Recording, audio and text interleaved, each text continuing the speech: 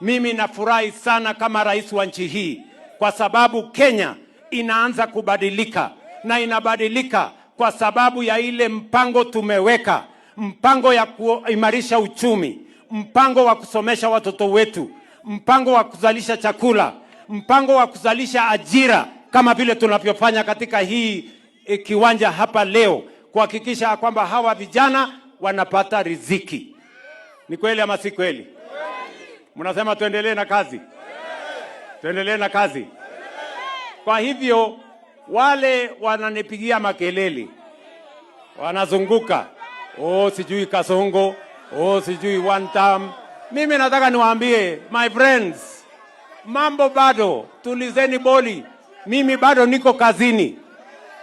Mimi nitafungua shati, nitakaza kamba, tutaonana na nyinyi mundu kwa mundu. Ama namna gani? Tuko pamoja? Tuko pamoja? Wao watakuja na ukabila yao, watakuja na sarakazi yao, watakuja na vitimbi, watakuja na Kasongo. Mimi nitakuja na hawa vijana, kwa sababu hawa vijana wamepata kazi hapa affordable housing. Mimi nitakuja na affordable housing. Mimi nitakuja na mambo ya uchumi. Nitakuja na vile tumesomesha watoto wetu. Tutakutana kiwanja. Hawa wa Kenya ni watu wako na akili, watachaguana na watachagua sisi tuende mbele pamoja.